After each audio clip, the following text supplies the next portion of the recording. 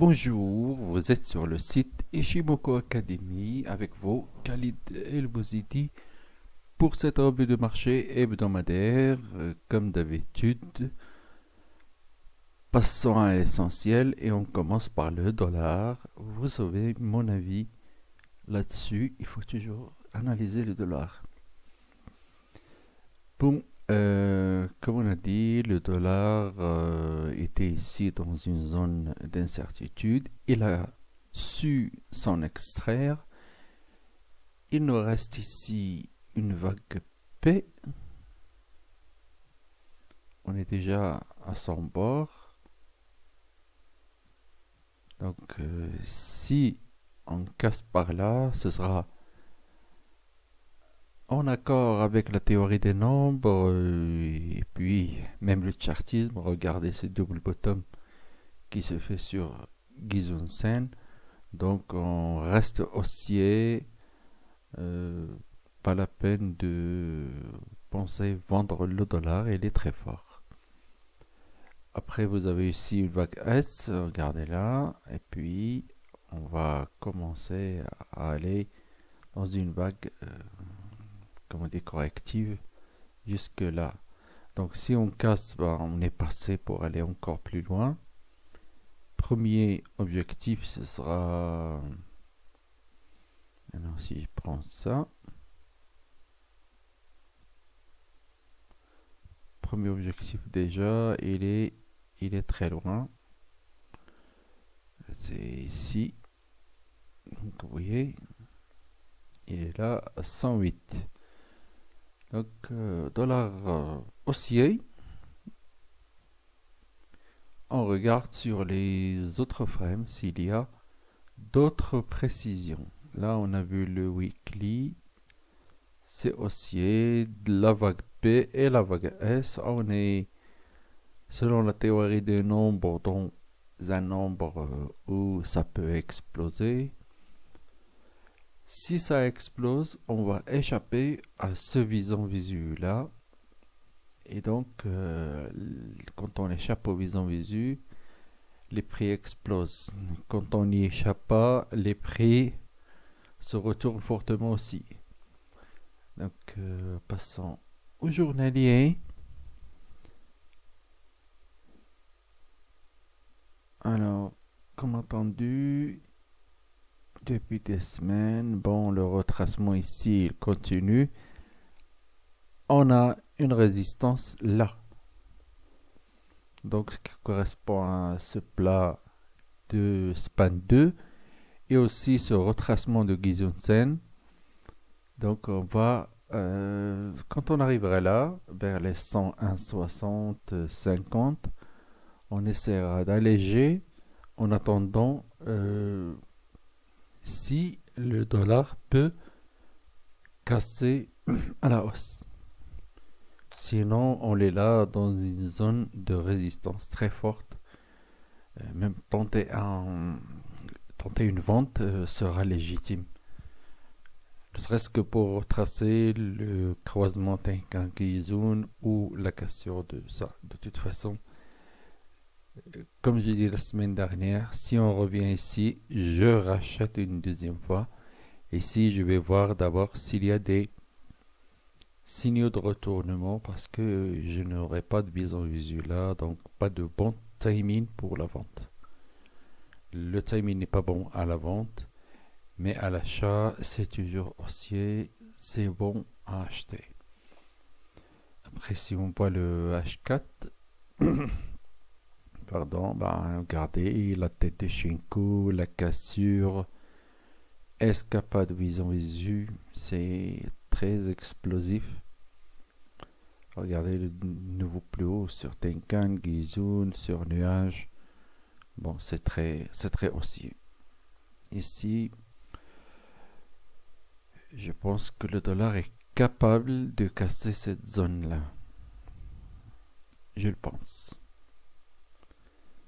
Bon, vous savez maintenant mon avis, je suis haussier dollar. On verra le SP500. Bon, SP500, même en mensuel, même si c'est pas fermé, c'est pas encore clôturé. Donc on va voir la bougie.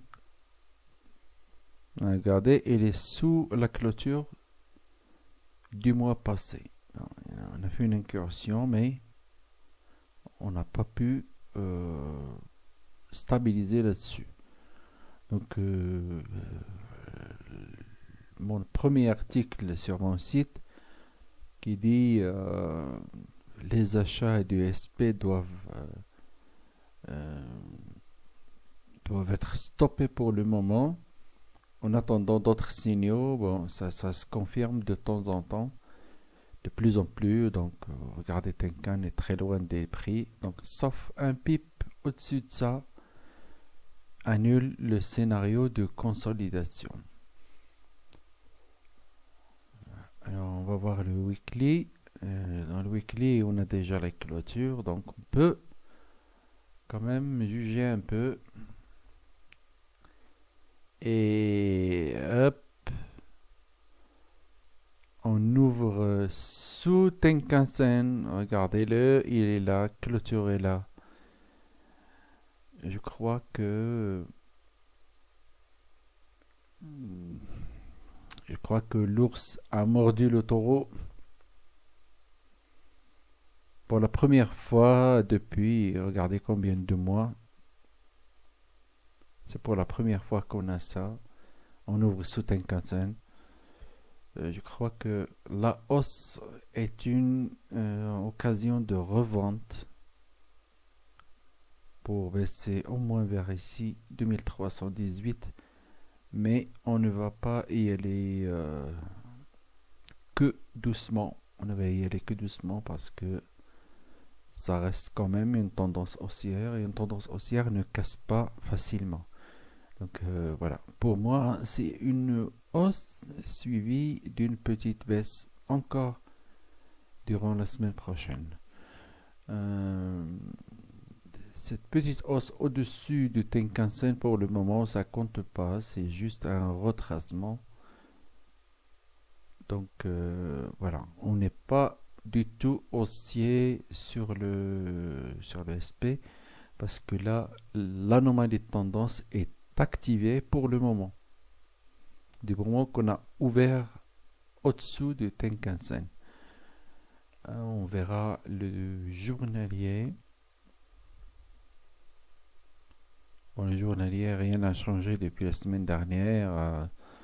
Ça reste baissier, mais maintenant on affronte le nuage. Il y a un petit vison visu là, mais là on attendra ce vison visu ici pour baisser un peu. Mais de toute façon, le Chico est sous les cours et on a retracé la cassure de Gizonsen correctement. Maintenant, il nous reste le nuage. Il faut le traverser pour dire que ça va encore baisser. Donc on est au-dessus du span A pour le moment. Mais on n'a pas la clôture pour le moment. Donc on est en dessous. On a clôture en dessous le vendredi. Et là, bon, ce n'est pas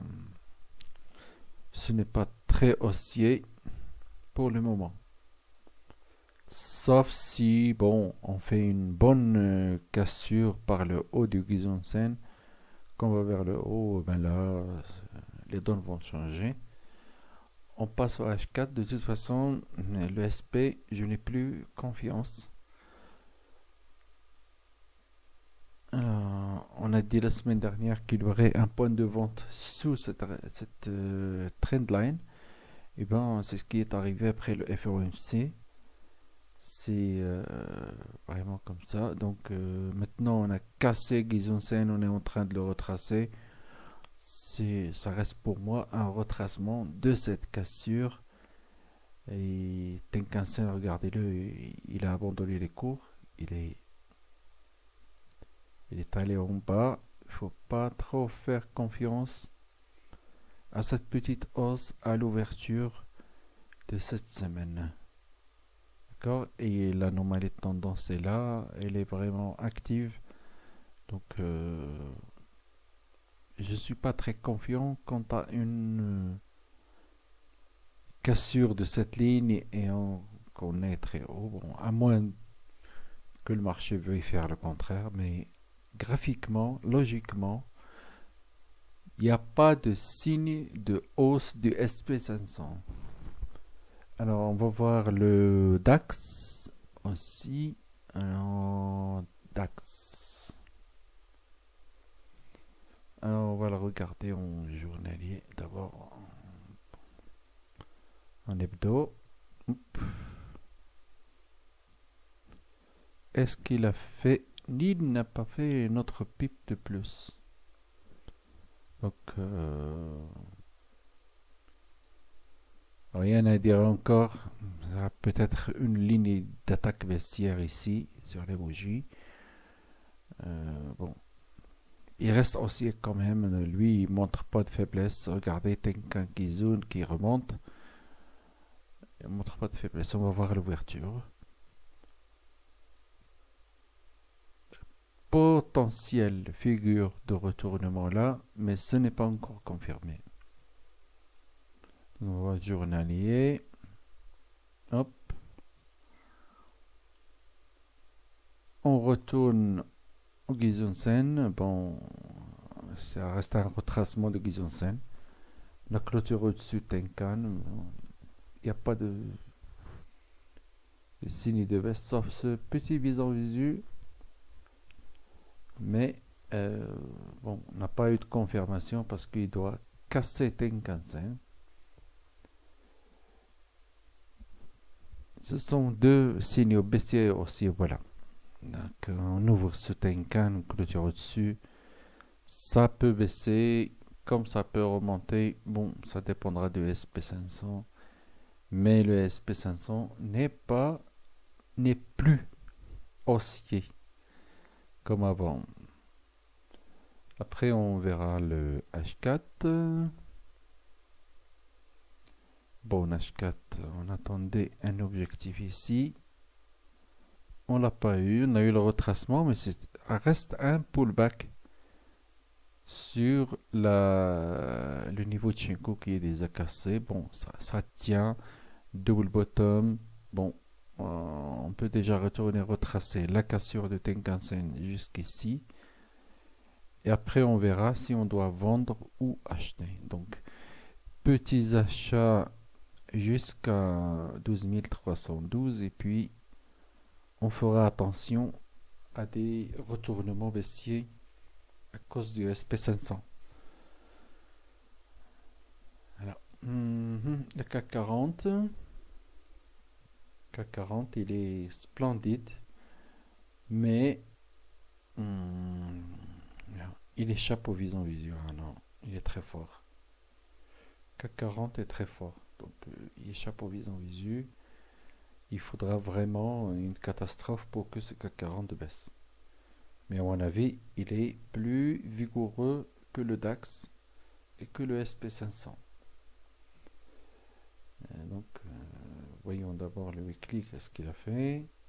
On a parlé la semaine dernière de cette trendline que voilà, il peut passer. Et oui, bon, il est passé, regardez-le, il a cassé. Donc, objectif 5217 d'abord, et après on avisera. Sur le journalier, hop, regardez le journalier, même Tenkan-sen a cassé la trendline. Donc, c'est sûr que s'il y a hausse, c'est le CAC qui rapportera la médaille d'or, parce qu'il est plus fort que les autres. Bon, ce sera tout pour cette revue de marché. Bonne semaine de trading à tous. Et si la vidéo vous plaît, faites un like ou partagez ou laissez-moi des commentaires. Si vous voulez qu'on fasse des analyses sur d'autres actifs, ce sera avec grand plaisir. Bonne semaine à toutes et à tous.